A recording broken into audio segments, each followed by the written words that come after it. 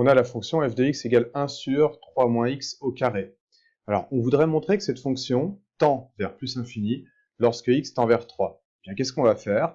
On va considérer que, à partir du moment où on place une barre à une hauteur quelconque, là on a par exemple 10, eh bien, il existera forcément une valeur de x à partir de laquelle toutes les valeurs de f de x vont être supérieures à cette hauteur, 10. Alors ici, par exemple, pour la hauteur 10, je sais que quand x est supérieur à 2,68, eh bien, tous les f de x vont être supérieurs à 10. Et cette barre, en fait, le principe, c'est que je peux la placer aussi haut que je veux. Je peux la placer à 319, par exemple, ici.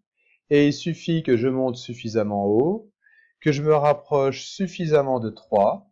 Ici, à 2,94, je vois que c'est la valeur de x à partir de laquelle 1 sur 3 moins x au carré va être supérieur à 319.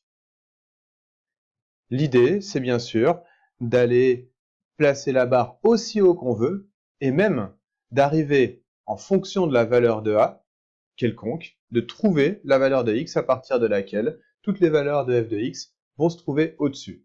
Sous-entendu, la valeur de a, elle va être aussi haute qu'on veut, c'est-à-dire qu'elle peut partir vers l'infini, on trouvera toujours des f de x au-dessus.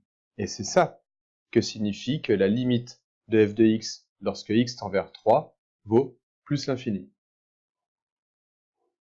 Alors ici, je vais prendre l'exemple de la barre placée à 10. On va montrer qu'il existe une valeur à partir de laquelle f de x est plus grande que 10, forcément. Alors on va résoudre 1 sur 3 moins x au carré supérieur à 10. Si on prend l'inverse de chaque terme de l'inégalité, la fonction étant décroissante, on change l'ordre. L'inverse de 1 sur 3 moins x au carré, c'est 3 moins x au carré. L'inverse de 10, c'est 1 dixième. Ensuite, on prend la racine carrée en faisant très attention qu'on se place bien sur l'intervalle des x plus petit que 3 pour pas avoir d'erreur de signe. Il y a une vraie équivalence et on a 3 moins x inférieur à racine de 1 dixième, c'est-à-dire racine de 0,1. Puis on soustrait 3 de chaque côté de l'inégalité, on multiplie par moins 1 en changeant l'ordre, et on obtient 3 moins racine de 0,1, soit à partir de 2,68 environ, les images de x seront supérieures à 10. L'idée, c'est qu'on peut le faire pour n'importe quelle valeur plus grande que 10, et même, idéalement, pour n'importe quelle valeur a donnée. Très rapidement, on fait le même raisonnement pour une valeur a donnée.